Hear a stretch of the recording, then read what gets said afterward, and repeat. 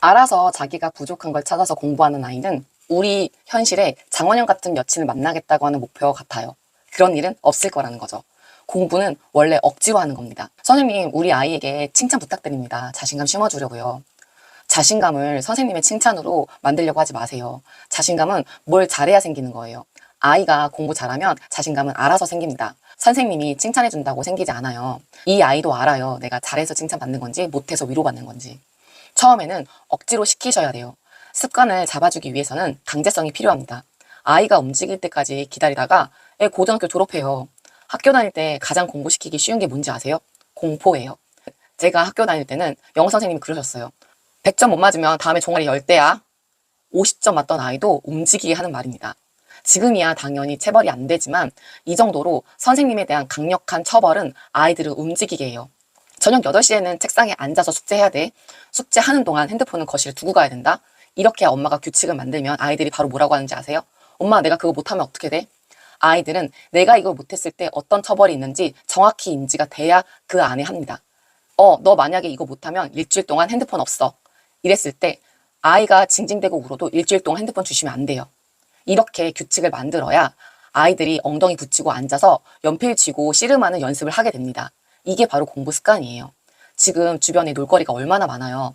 아이들 대부분이 숙제할 때 가장 힘든 게 막상 가서 앉아서 하면 하겠는데 그 앉을 때까지 책상으로 가기까지가 가장 힘들대요.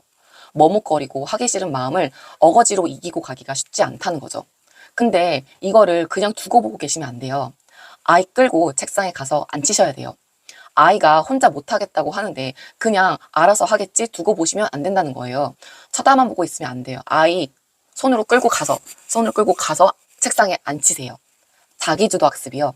요즘 1대1 수업하는 곳이 많다 보니까 자기주도라는 말을 홍보용 문구로 많이 쓰는데 자기주도는 처음부터 알아서 하는 게 아니에요. 공부 습관이 잡힌 뒤에 자기주도가 시작되는 겁니다. 무턱대고 공부는 자기주도니까 지금부터 네가 알아서 해. 너가 공부 계획 세우고 부족한 부분이 뭔지 채워봐. 이렇게 하는 게 아니라는 거죠. 부모님이 뭘 가르쳐주라는 얘기가 아니에요. 제가 이렇게 말씀드리면 선생님 저는 영어 잘 모르는데요. 수학 잘 모르는데요. 그게 아니라 아이가 공부하는 걸 해결해 주라는 게 아니라 아이가 책상에 앉아서 1시간을 버틸 수 있게 옆에서 지켜봐 달라는 얘기예요. 애가 숙제하기 싫다고 짜증내고 막상 해야 되는 숙제 안 하고 유튜브만 보고 있으니 불안해하는 모습을 어머니가 보고 계시면 같이 화가 나거든요.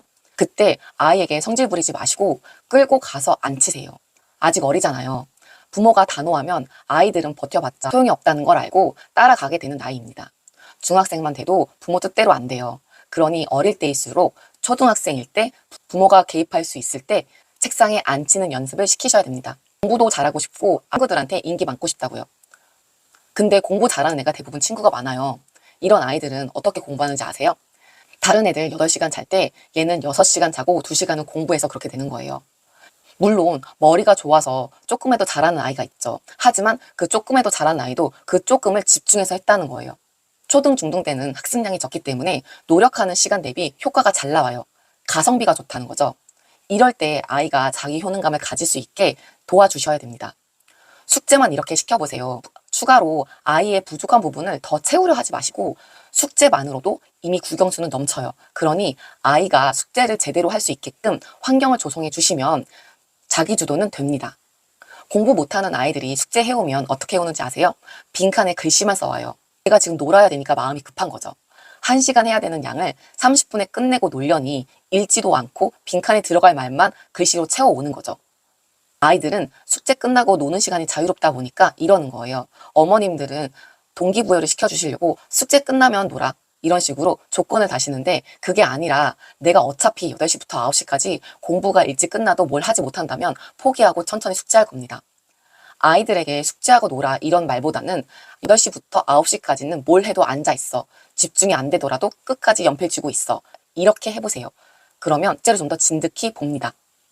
공부는 알아서 못해요. 습관이 잡힐 때까지 억지로 해야 됩니다. 억지로 하다 보면 양이 쌓이고 그 양이 점수로 말해줄 거예요. 그러면 자신감은 누가 만들어주지 않아도 스스로 어깨의 기왓장이 올라가서 나는 공부 잘하는 사람이라고 생각하고 아이 학교 생활도 행복해집니다. 아이가 이 시간을 버티는 걸 너무 힘들어 한다고요? 1시간 앉아 있으라고 했는데도 힘들다고 하면 학교에서 안 봐도 비디오입니다. 집에서 가정에서 1시간 동안 앉아있는 연습을 해서 어딜 가서도 아이가 바른 자세로 공부할 수 있게끔 지도해 주시는 게 아이의 문제를 해결해 주려고 하지 마세요. 아이가 넘어야 될 산은 자기 두 발로 걸어가야 됩니다. 그래서 서울대에 나온 아이들이 성공하는 이유가 초중고 때 그 하기 싫은 공부를 누구보다도 열심히 해서예요. 어른이 되면 알아요. 돈 버는 일이 얼마나 하기 싫은 일인지.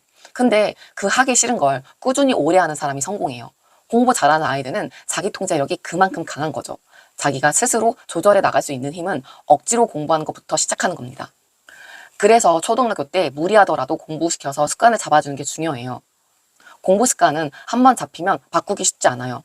하나의 습관을 바꾸는 데는 100일이 걸리거든요. 매일매일 꾸준히 해야 바뀐단 말이에요. 그래서 우리는 습관을 바꾸기 어려운 거고요.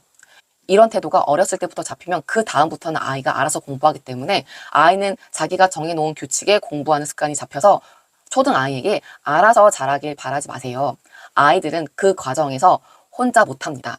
어머님이 내 아이가 책상에 앉아있는 모습을 옆에서 지켜봐 주시는 게 자기 주도의 시작이에요.